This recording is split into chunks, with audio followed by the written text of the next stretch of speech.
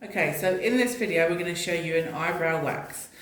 Now I'm going to start off by cleansing the area using a pre-wax lotion on a cotton pad. So just wiping over the skin.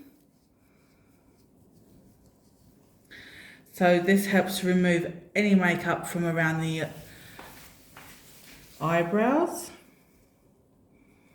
This will help the wax stick better to the skin and anything from getting in the pores after we've waxed.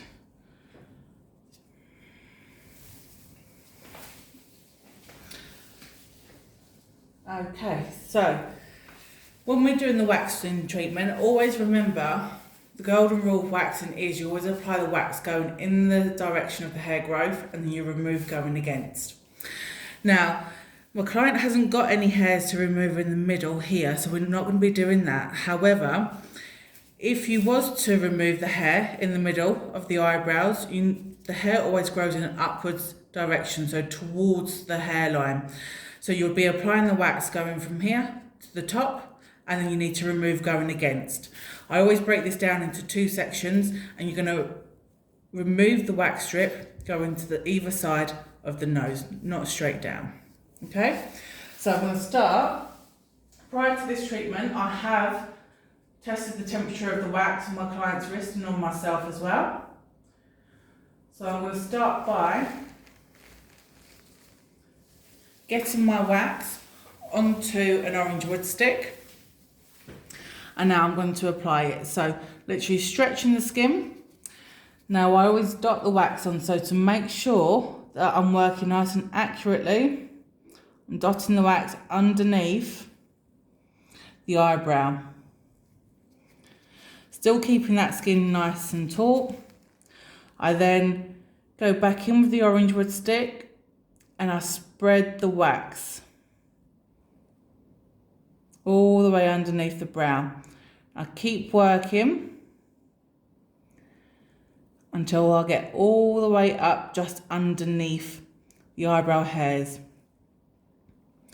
When you're using this method to apply, it ensures that you've got your wax nice and thin and you have no bubbles around the edge, because when we go to apply the strip, if the wax is too thick, it can actually disperse underneath the waxing strip and catch any hairs that we don't want to remove.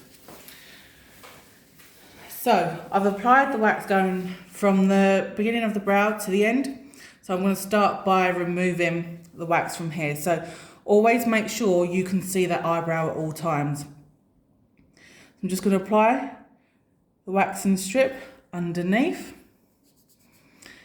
and then make sure we stroke it nicely so the wax gets onto the strip.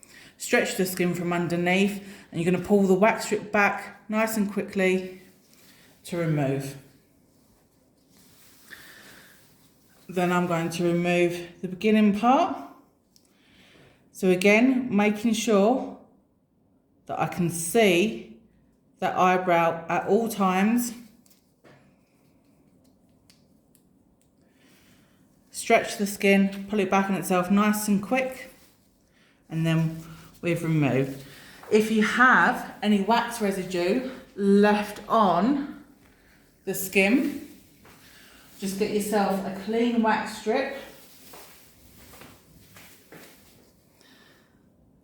and remove any residue that there might be.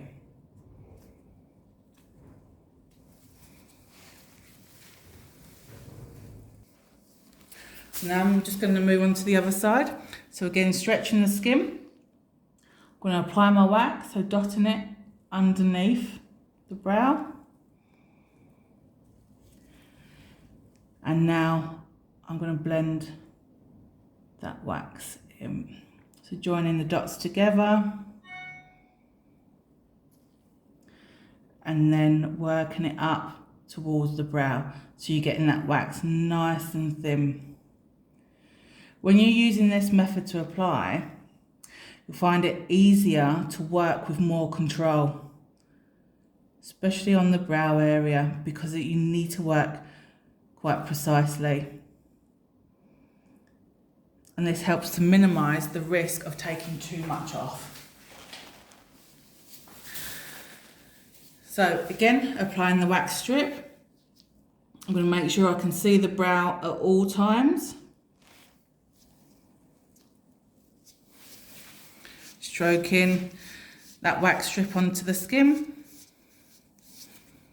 Stretching from underneath and pull back on itself. Now, brow waxing can be quite sensitive for your client. So after we've removed the wax strip, you can always just apply a tiny bit of pressure onto the skin. This helps to relieve any pain that your client might have. Now on this side, I'm just going to remove this in 2 sections. So again, putting the wax strip on, making sure I can see the brow, stretching, and then pull back on itself. And then let's remove that beginning section.